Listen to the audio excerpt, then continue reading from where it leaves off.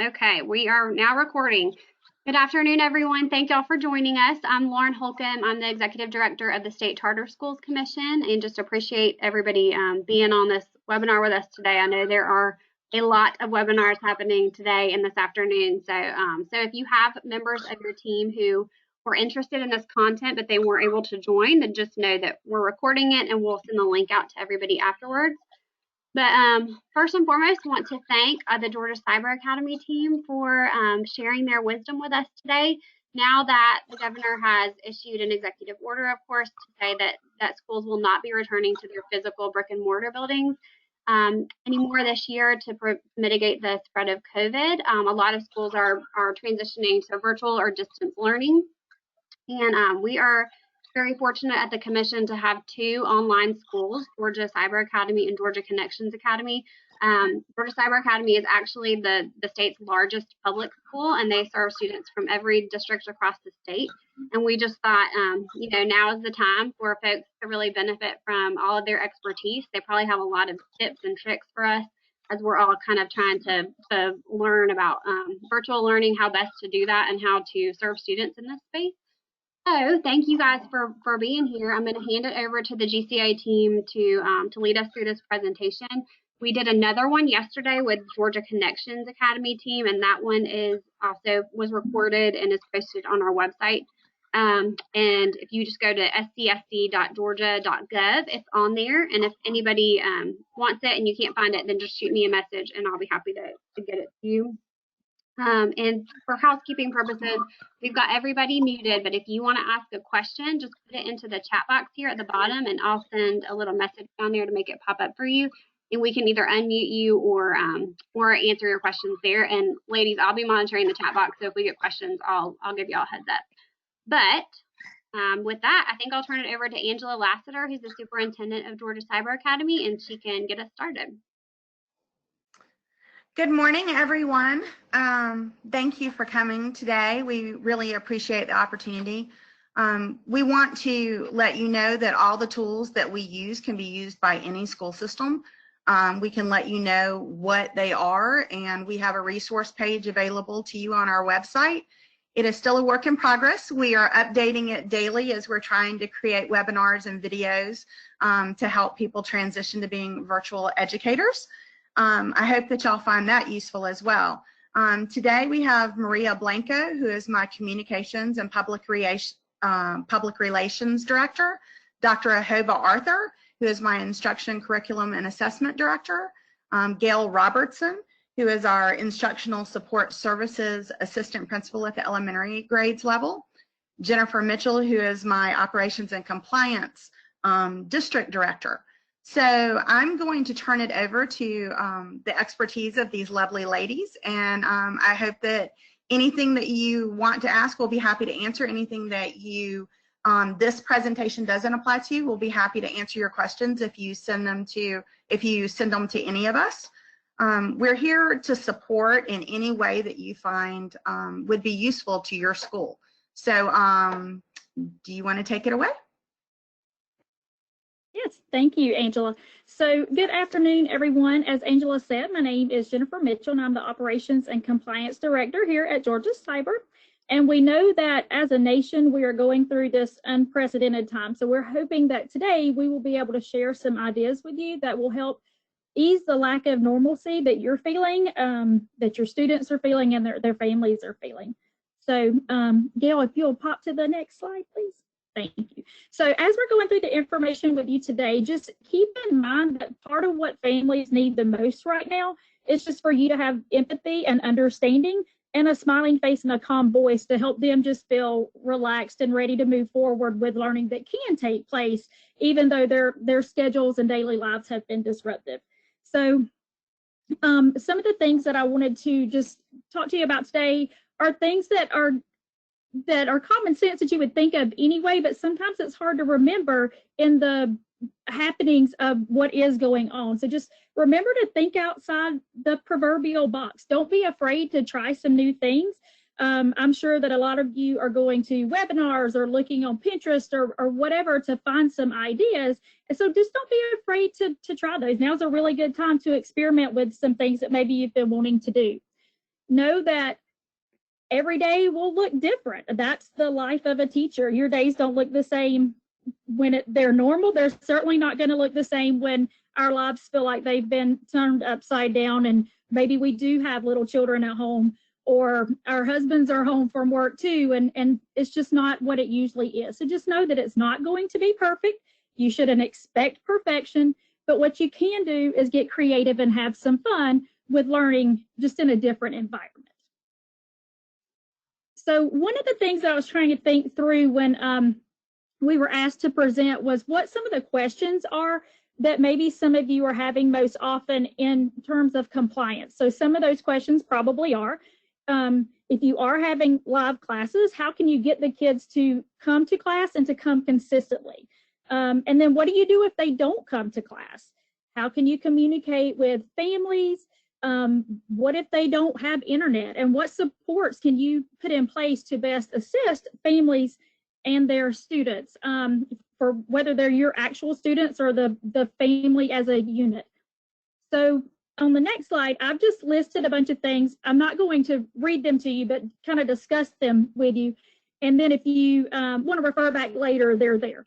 So one thing is, how do you get the kids to come to your live classes if you are in fact able to have that, which there's so many platforms out there now that it's definitely an option.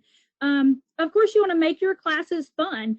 When I first started teaching at Georgia Cyber, the person who was our leadership at the time said, Jennifer, people just have to act like they're radio show talk hosts. And that is 100% true. If you just sit and, just read the slides and ramble, you've got to make it fun and interactive, just like what I hope you were doing in your classroom when you were going to the school building. So just be the radio talk show host, make it fun, turn your camera on, let the kids see you so that they can feel like they're still in the room with you, even though circumstances and surroundings are different. Show them your dog or your cat or your hamster, whatever it is that you talk about, put it on the camera and let them see it. My favorite pastime is a Coca-Cola. So don't be afraid to talk about your daily lives. It doesn't have to be all, stuffy and not the flowy interaction that you would typically have and the relationships that you would typically build with your kids anyway. Instead of just PowerPoints, play interactive games. Show, share your screen and play those interactive games with them and push them out and let them experience that. Let them have their hands on something that they can be doing and learning too, instead of just watching and listening to you, which is, of course, why I put don't lecture for an hour, because as adults, we don't want to hear that. The children certainly don't want to hear that. If you are using a platform, take advantage of the tools that are within the platform. Many of the online meeting tools, like for example, for our leadership meetings, we use Zoom. There are breakout rooms that are available. You can absolutely pull kids into different groups and have them doing discussions and working on projects or math problems in those breakout rooms. You don't have to all stay in the same room and all do the same thing at the same time. And then incentivize attendance. If you're teaching little kids and they like, classroom bucks or points or whatever, some kind of incentive that really just entices them to come. What is she going to do today? And I wonder what kind of points we're going to get, so that it's an experience for them that's fun and engaging so that they want to come.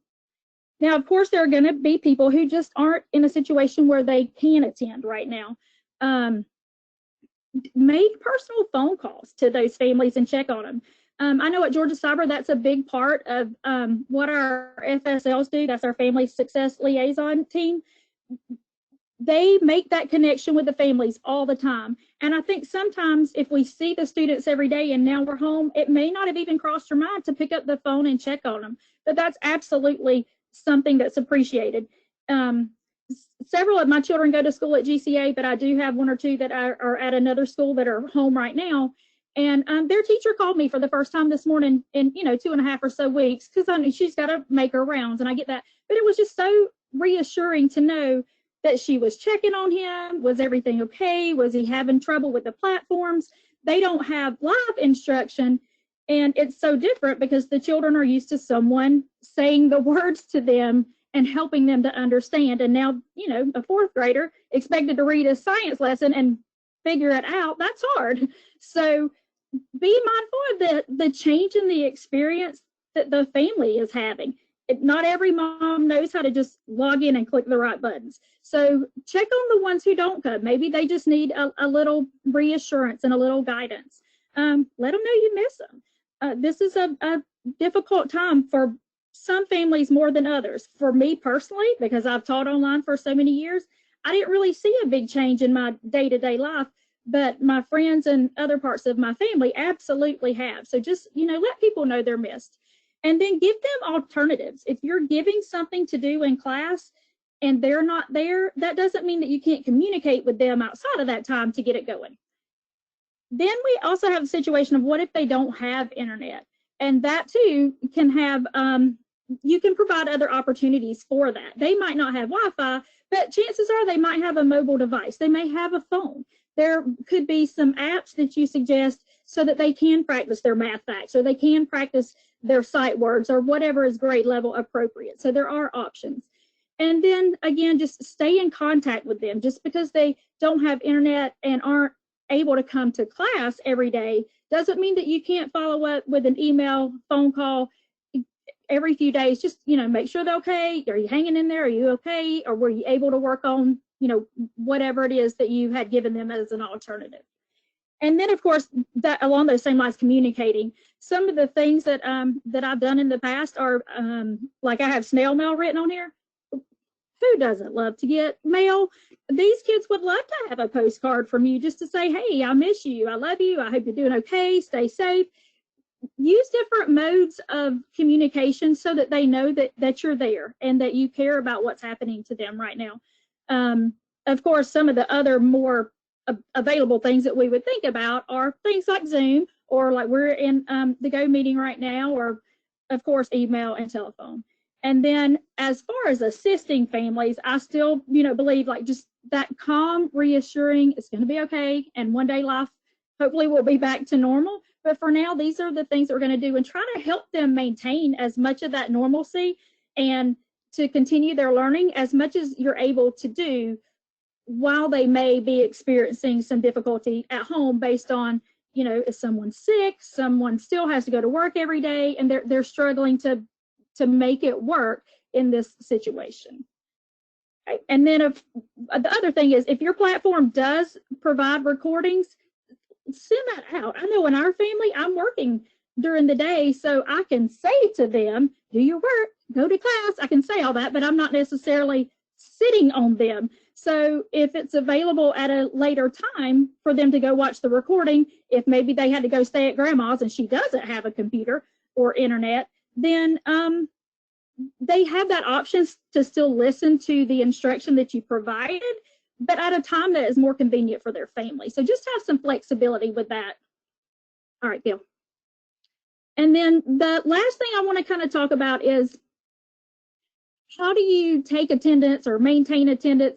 And so basically, I have some things listed here, but in my mind, when I'm thinking through this, the questions to kind of ask yourself would be, am I having synchronous instruction or not, or some combination thereof? And that can kind of help you think through the best possible ways to monitor attendance of your families. And this probably won't look the same day every day either. There may be some days where you have a live class and then several days where you don't. But one of the ways that you can take attendance if you're having a live class is to physically take attendance of the people in the room, whether that be in your Infinite Campus or Personal or whatever student information system you have, or if it's on paper, just jot down who's there. If your platform does provide recordings, see if there are analytics available for who watched that recording, so then you can count those children as present also, even though it might have been at 7:30 in the evening versus 11:30 in the morning. So just be mindful of that. For asynchronous instruction, if you're giving them lessons, what does that platform look like? There are most definitely going to be analytics. Even if you as a teacher can't see it, someone in your administration can see who was in there? What did they complete? Because if it wasn't a graded assignment, you may not be able to see it.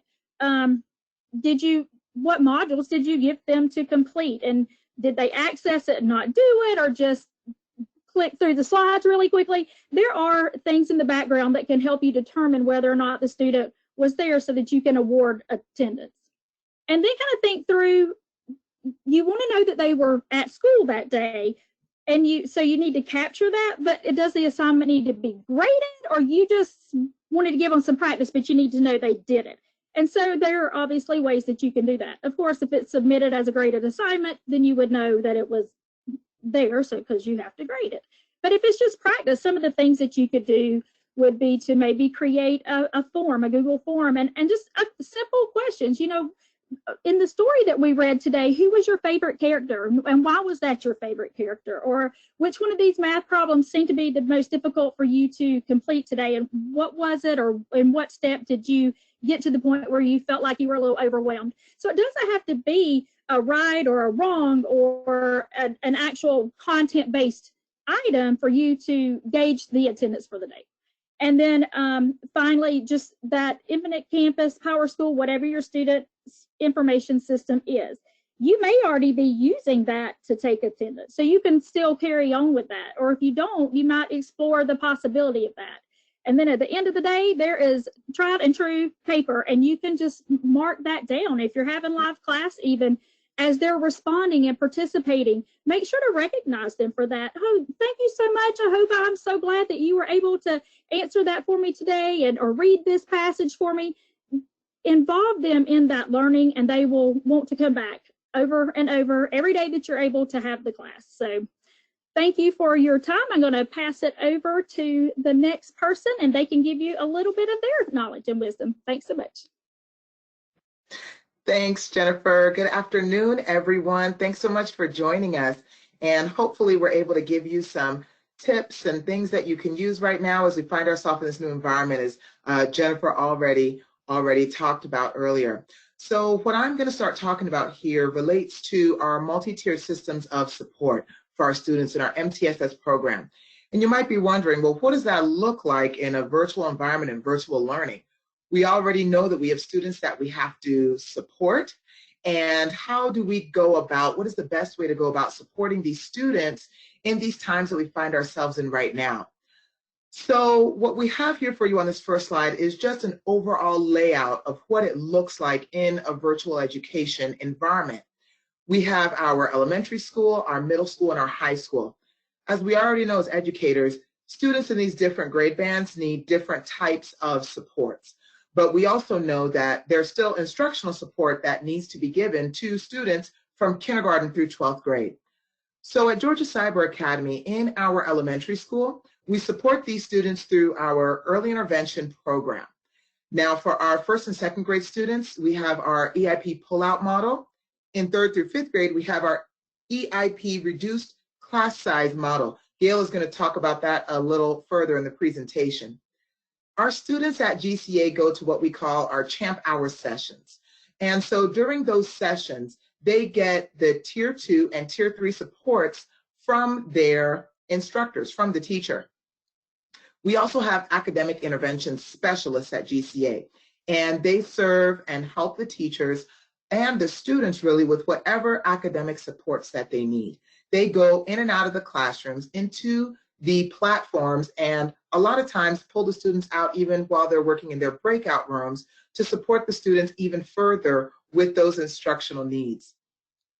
At each grade band, we have our school level coordinators, and those school level coordinators, along with the instructional support assistant principals, gather and monitor the data as it relates to progress monitoring for our students so that we can determine whether or not those interventions and supports are actually helping our students. Are they responding to those interventions?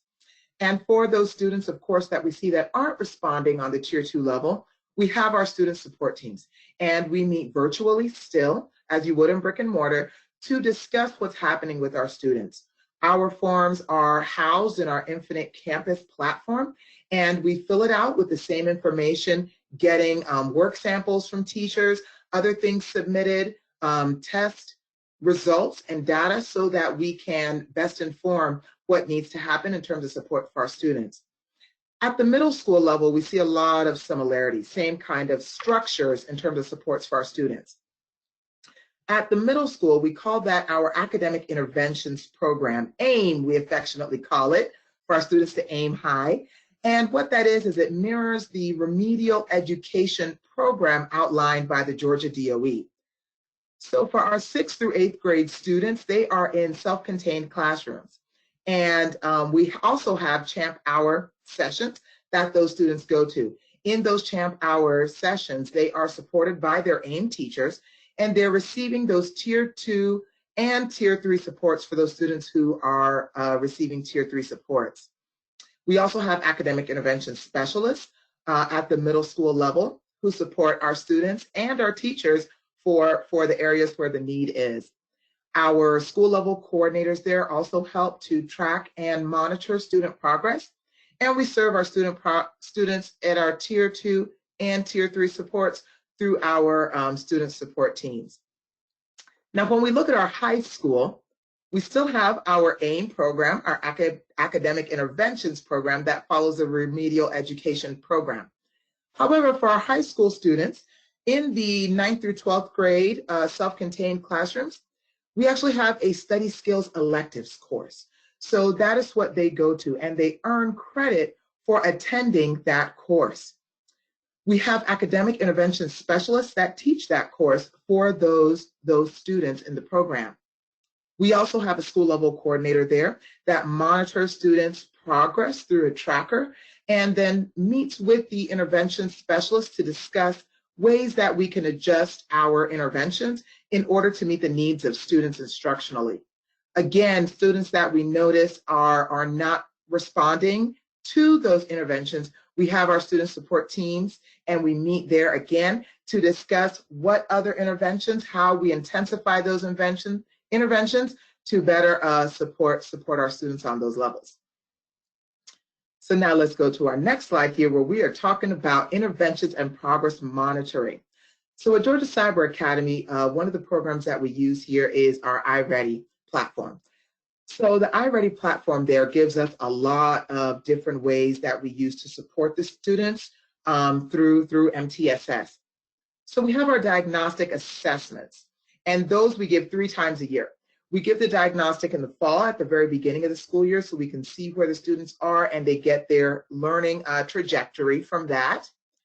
And then we administer it again in the winter so we can see where the growth is for our students. We then give it again in the spring, and it gives us even more information to inform how our students have been progressing so far in the school year. Now, of course, we know that during the times we're giving students intervention, we've got to also be able to progress monitor our students. Is what we are doing working? Are these interventions actually helping the students? And for that, we have standards mastery assessments that we assign to the different groups within the iReady platform, groups that we've created. We give those standards mastery assessments on a weekly basis for our students and monitor their progress that way. We also have teacher assigned lessons for those students in our lower grade levels who we don't have standards assigned within the platform. So we also have our teacher toolbox and the teacher resources there. There's a little snip next there where it says tools for instruction, and our academic intervention specialists and teachers are able to go into the iReady platform where it's already provided instructional groups for our students based on their performance, and they can use that information to pull from the teacher resources and get great instructional lessons for the students. Of course, these lessons are all adapted to the virtual environment, and Gail is going to talk about that a little further. These interventions we provide for our students during that Champ Hour session. So this is a separate session that our students that are just in the RTI program, EIP or AIM, are coming to those Champ Hour sessions, so they are getting those additional supports. Now, for students that we've met on during our student support team meetings, we recognize students that are not responding. Perhaps there are other areas here that we need to explore, and students that we might need to consider for special education eligibility. We use other various programs that we have electronically to pull data to support the eligibility process for those students that we have there. So now I'm going to pass it on to Gail, and she's going to talk a little bit more about our early intervention program and what that looks like at GCA. Hey, Thank you, Gail, Dr. before Arthur. you get started, I just want to note that we did have one question, and it was around about creating a virtual learning policies and procedures, and if DOE has any documents around expectations, and if GCA has one that they can share. I don't know of any statewide expectations for virtual learning, but GCA may be in a better position to answer that than me. I don't know, Angela, do you want to address that question real fast?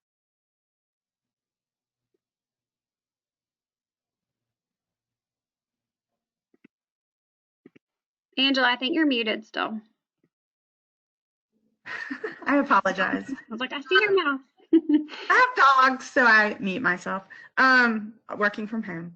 So we have a couple of policies. We have one that follows the state law, which is their attendance policy, where parents actually can enter attendance for both online and offline work that their students may do, because you're not going to be able to capture what that child might do that falls within the categories of support for a given core curriculum.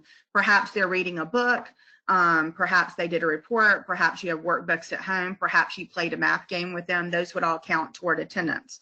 So the parents enter attendance based on the number of hours that we have to have for school year. Then we have a separate way of measuring attendance that follows our requirements for how much flexibility our students can earn to set their own schedule. So as you go up the scale for compliance and turning in your work, attending all your tests, your proficiency level, you can earn a great deal of flexibility where you can do everything asynchronously from recordings and otherwise if you work. But if you're a struggling student and you're 2 years below where you're supposed to be and you don't turn in all your work and we have to spend a lot of time to get you to test, that child would be on a more traditional school schedule. So we monitored that we use Jigsaw as our platform. So we actually have analytics and data that tells us if those students are there in the class, and we keep track of it, and the parents get updates if they haven't attended, because we have 6 sessions per day.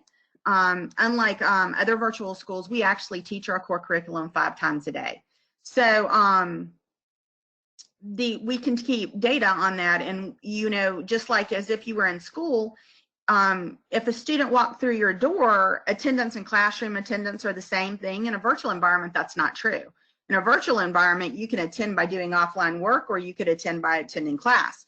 So you're going to have to be able to put something in place to monitor, and Jennifer gave y'all some ideas when they do it. Now, this is a unique situation. You're not going to be able to put those kind of policies and procedures into place this year in this hybrid type of model. It's unreasonable to expect that. But I mean, some of those same things can apply. You can have students like in your early intervention programs and others that desperately need classroom instruction and hands-on, and you can set a policy in your school that gives a certain amount of flexibility for your students if you want to continue doing something like this as an ongoing way. I do want to say that the programs that we're actually telling you about, Jennifer mentioned Zoom. We use Jigsaw, which is more expensive. So that's more of a longer term solution, but it's completely doable. Zoom is very inexpensive for the short term solution, what we're doing. We wanted to make sure this was user friendly to you. And I'm glad you gave me the opportunity, Lauren, because I was going to jump in, but I didn't want to do that during their presentations. For teaching, make sure that your teachers have printers, because you're going to need something that can scan, copy, and print for them. So if they don't have it, you might want to send out a survey and then buy those and have them delivered to them. Make sure that they have document cameras so that they can actually play a game or do an experiment in front of them and project that for the students. That's one way to keep the interaction going. Programs like Kahoot and others where you can play games with your students and it be interactive are good. And iReady, don't think that this is a cost prohibitive program, because it's not. Your school can get a site license very inexpensively iReady is doable for even schools that only have 100 students or 200 students.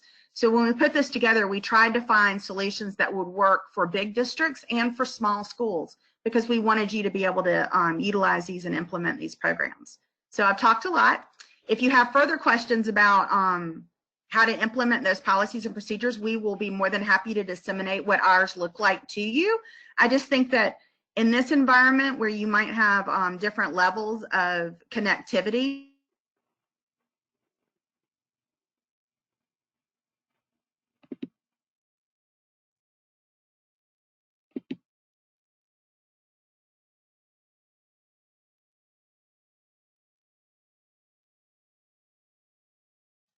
is a good idea, just from a standpoint of making sure that they understand that we still are doing school to keep attendance. Not that it's probably going to count for your district or otherwise, but children need to know that you do expect them to get there if they can get there, because we want them educated. We want to continue to provide what is a right in this country to children. And I think that that's one of those things that they just automatically go to as normal. So I don't want to derail this completely, so I'm going to turn it back over to Gail. Thanks, Angela. I think that's great advice. And GCA's documents might be good templates that you could potentially adapt, but I think that Angela's point is really well noted, that while the state does have a virtual attendance requirement for the way that virtual schools count attendance, it's probably not, the most applicable for all schools to use right now, because we want to be extending flexibility and compassion for students who may not, have connectivity and all those points. So sorry for the derail, and let's get back to the presentation, and back to Gail. Thank you, ladies. Like Dr. Arthur went over, we do use the EIP program here at Georgia Cyber Academy. So I'm just going to go through a little bit about what that looks like in a virtual environment. So in first and second grade, we do use the pull-out delivery model. And what this looks like for us is that our grade level content is taught by our homeroom teachers. So our first and second grade students get all of their subjects from their homeroom teacher, and then their instructional level content is taught in a pull-out model by an EIP teacher. And so we use our iReady instructional groupings from our diagnostic data for our EIP teachers to be able to teach in small group rotations. I've had a lot of conversations with some of the local school teachers about what does that look like in a virtual environment, because brick and mortar teachers think a small group rotation is where we pull our students back to our table. We're working with a group at our back table, and we have other ones on the computers and other ones doing activities. Well, programs such as Zoom allow that flexibility through their breakout rooms. Like Angela said, we use Jigsaw, which also has breakout rooms. But essentially, our teachers are able to teach through small group rotations and station teaching. They are able to put their students into breakout rooms and give them assignments through choice boards, and I'll show you some of those examples. They're also able to give them station teaching ideas where they have to complete certain assignments, and then they're able to pull 1, 2, 3, 4, 5 students to them, work on individual skills and individual lessons that will help reach the child's instructional level. So for our pull-out model in first and second grade, again, our grade level content is taught in our regular live sessions, and then our students have one live session with their EIP teacher for reading and one live session with their EIP teacher for math, and they do use small group and station teaching rotations during that time. For our 3rd through 5th grade students, it's a little different because our EIP students are with their EIP teachers all day. So our EIP students in 3rd through 5th receive support in reading, math, English language arts, science, and social studies from their EIP teachers. And they also get a different group time at the end of their regular content with their EIP teacher for their instructional level.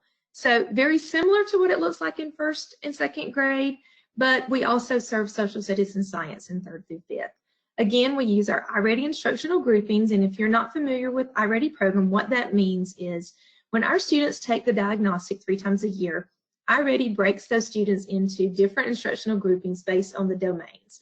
For example, if you have 8 children that scored at a 2nd grade level and they're currently in 4th grade, if they scored at a 2nd grade level for reading comprehension, it's going to group those students together and it's going to assign lessons to meet their instructional level. So our teachers are able to use those instructional groupings to plan lessons and to put the children in small groups so that they can teach those skills appropriately. One of the things that I want to talk to you about is a choice board. You would never think that a choice board would be such a wonderful thing, but when you are working in a virtual environment, a choice board is an absolute must.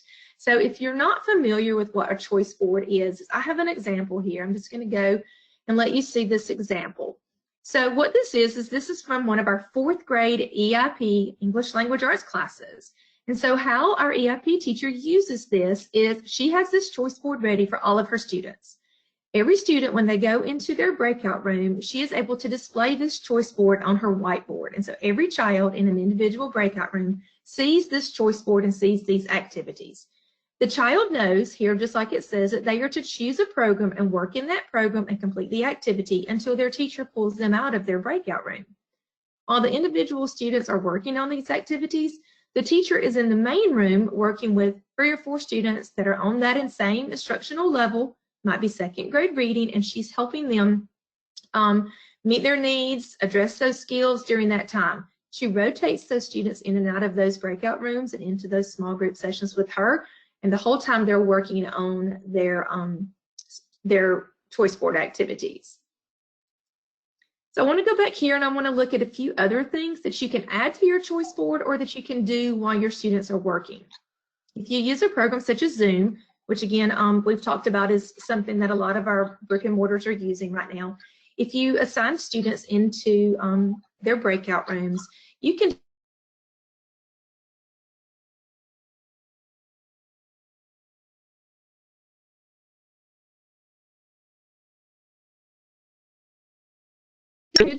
do word work. You can give that child some activities, ask him to complete those activities while he's in the breakout room.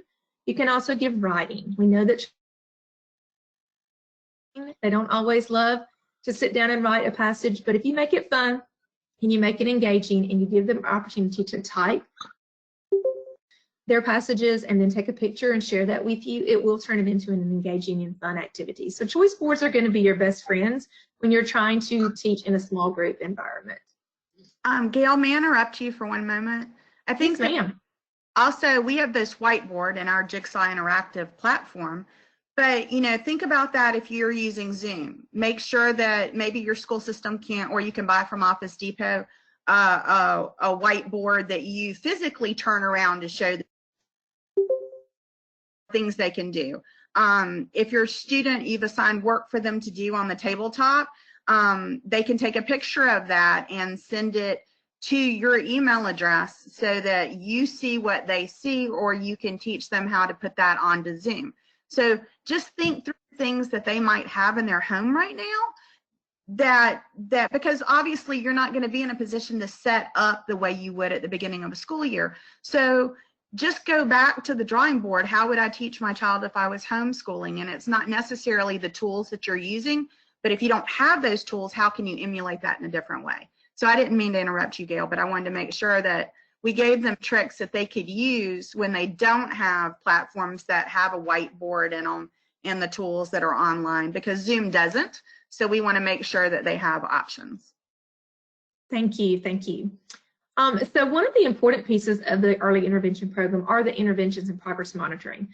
So we want to take just a few moments to look at what does that look like as related to interventions. So the WHO, like Dr. Arthur said, we do have intervention specialists. So we have teachers that work in very small groups with our Tier 3 students, and they provide those interventions. Our EIP teachers also provide interventions during Champ Hour. So we keep the interventions going. We try not to have a break in our interventions. We try to complete our interventions in 12-week cycles. The when are these interventions taking place? Again, they're taking place in those extra EIP classes. So our teachers are using interventions, whether they are evidence or research-based, and they're providing those interventions during that time. They also provide interventions during our Champ Hour, which we discussed. That's our extended learning time. So all of our students can go and get an extra dose, like we like to say, of help, support, and interventions. And we do use research and evidence-based interventions throughout the EIP program. How? What does this look like? I talked a little bit about this in utilizing breakout rooms. When you think about, like Angela said, how does this transfer over into a virtual environment? It's crazy to think, but it is a mind shift. You have to go ahead and accept that whatever you could do in a brick and mortar, you can turn it into a virtual tool. For example, PowerPoints and Google Slides. If you are going to pull your students back to your small group, and you are going to put a piece of paper in front of them, and you are going to ask them to read a passage or solve math problems, you can do that virtually. We have two examples here that I'm going to just show you a screenshot of. We have an example. It's a research-based, evidence-based intervention called Ask, Read, Tell that we use with our students. And we have one called Numberless Word Problems that we use with our students as well. So for the Ask, Read, Tell, basically this is something, again, that you would do at your table, the back of the room, while your other students are working, and you would pull a child back and you would ask these questions. Well, in a virtual environment, you need to get this information on a screen to a child. So Zoom or other programs like that do allow you to screen share. So you're able to pull this up as a PowerPoint or a Google slide, share your screen so that your students can see it, pull one student at a time from a breakout room and ask the student these questions. Allow them to read a passage by showing that passage on the screen and then ask them questions. Taking a picture with your cell phone is a wonderful way to turn in an assignment. They can take a picture, they can even hold it up to the camera and show you their answers. You just kind of have to think about, I can ask my students to do this, I just need to figure out how to get the information back to me. So that's an example of taking a research-based intervention, putting it in Google Slide or PowerPoint, sharing your screen with the student, and then pulling that child one at a time to your camera, turn their camera on, and working through the intervention with them. Another thing that we work on are numberless word problems. This is a skill that students are required to not only do a math calculation tool, but also have the reading skills necessary for working through. This intervention was put on a Google slide again. So you put your information on your slides, you break it down, you put just a little bit of information on one slide, the next slide you add a sentence to it, the next slide you add a sentence to it, just like you would if you were pulling a child back to your table and presenting those sentences on a sentence strip one at a time for the student. You can do that in a virtual environment. Progress monitoring. Progress monitoring is another important piece of the EIP program. So you're going to provide those interventions, you're going to provide that instruction, but how are you going to judge whether or not the interventions are working? And that's the important piece, which is progress monitoring. So how we use progress monitoring here at Georgia Cyber Academy, like Dr. Arthur mentioned earlier, is we use iReady for our Tier 2 intervention and progress monitoring. Someone put in the chat about the growth monitoring tool. We do not use that just because we have such large numbers here at Georgia Cyber Academy. Our EIP students are, well over 1,000, so we have quite a bit. And we use the Standards Mastery assessments within iReady, and we use their teacher assigned lessons because it does grade that for us, and it does give us the graphs and the data that we need. We do, however, on some examples with our Tier 3 students, we have to provide probes that are over and above what we need because that child might be needing more than we're giving them at a Tier 2 or a Tier 3 environment. So I've got some examples of how you would take a probe that you might, again, pull your student to the back table and administer that probe. How can you do that in a virtual environment? So I've got 3 examples.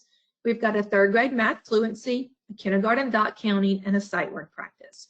Some of you would think that for a math fluency, you're going to be standing in front of the room, you're going to tell them that you started the minute and that you want them to answer those questions and stop when you get to the minute. You can still do that in a virtual environment. For example, if you take your fluency check, you put it on the screen, you give that to them in advance, whether it's through an email, you ask them to write these numbers down. When they come into class, everyone shows you their piece of paper with no answers, but only the problems. You tell them that you're going to give them a 1-minute time to complete as many problems as they can. You start the timer, you're watching them on camera. They complete as many math problems as they can. And at the end, they hold their paper up again and show you their answers. So you can do a math fluency check in a virtual environment. Counting. A lot of times when we pull a child back to our table, we let them physically move the base 10 blocks around. We let them physically do that. On a screen, you can let them put their finger on that dot and count those dots to you. So just like you can ask a child to count for you in a brick and mortar environment, you can let them count in a virtual world just by transferring your things like this to a Google screen. And then finally, sight word practice. We all know that we want our children to be able to read these sight words. I've talked again to some brick and mortar schools about how do we use our parapros, how do we use our teachers to do sight word checks. You can invite your parapro into your Zoom room with you, and you can send your parapro into a breakout room with 3 other students, and that parapro and those students can do their sight word checks while you're working with another group at your table. Then those children get sent back out to you, and you send 3 more into that breakout room with their parapro. So you can utilize parapros during this time as well for things such as continuing with your sight word practice. These are just a few things that are helpful if you haven't thought about having a dual monitor. You can even take just an extra TV camera in your house and you can set it up as a dual monitor, because when you have a dual monitor, you're able to have your PowerPoint running on one screen and your Zoom running on another screen. So a dual monitor is something, again, just an extra TV in the house might help you. A lot of teachers do have document cameras. Some of them call them Elmos in your classrooms. It would be helpful if you contact your brick and mortar and see if you can bring that document camera home, because it is fun to be able to put those base 10 blocks, items from the student's home. You can go and ask them to go and find 10 items. You can put your 10 items on that document camera and you can share. So those are just 3 easy things that would make your life easier as a teacher in a virtual world. I do have 2 quick videos I would like to share. These are some of our teachers here at GCA giving some teacher tips out to you just to help make your life a little bit easier. So I'm going to go to this first slide. And ladies, if you'll let me know if I need to turn it up, I will. Hi, my name is Tina Davis. I'm a kindergarten teacher with Georgia Cyber Academy. I am going to be doing a little presentation on virtual engagement classroom ideas. So,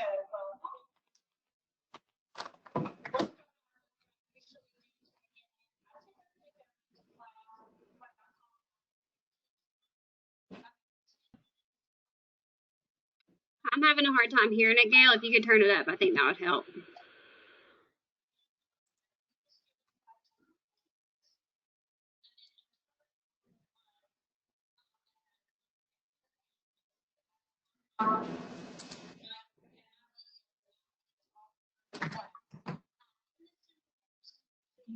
No, we're not hearing it at all.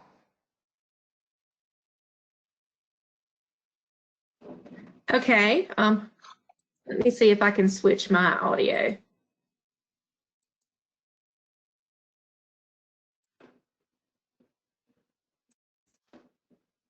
use the tools when they come in. They typically do something called scribble time. You can look down at the down. These are some scribble ideas where they start to use shapes and develop and come up with ideas on their own.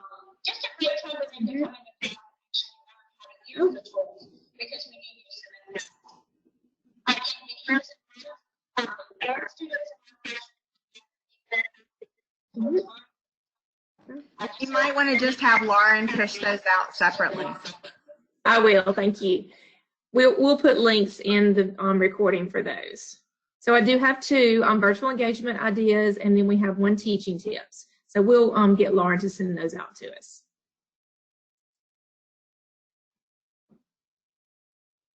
All right, I believe, Jennifer, were you going to do this, or Maria?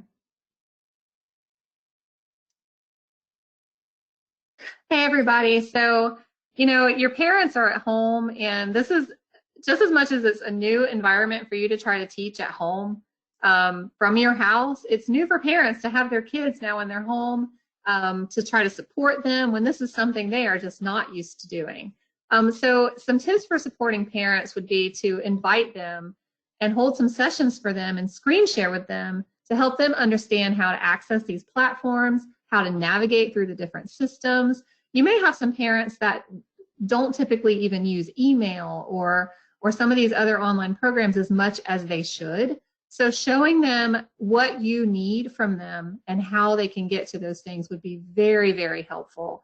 Just let them know how it's going to benefit their child and their learning at home environment, and explain, this is how you do it. I'm here to help you. Just reach out to me anytime.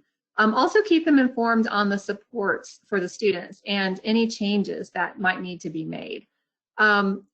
We have a lot of experience here at GCA teaching online, and we know that some of you have that experience and others don't, and it's challenging for you, it's challenging for your parents. So all of our staff are working on different supports that we can send out to the different schools to give them information. So we've added a section on our website for resources for online educators, and all of our staff members at GCA are working on creating videos and helpful tips and things to help you guys as you are entering this hopefully temporary period of education. There's a form on the site, so if there's not something there that you are looking for, we can try to add it for you as well. So take a look at those resources if you get a chance, and just make sure that you're involving your parents in the process of education, because now their children are there at home and they are as involved as you've always wanted them to be in your brick and mortar school, just in a very strange way now. All right, Gail. Okay, so I will turn it over to Angela. Thank you, everyone.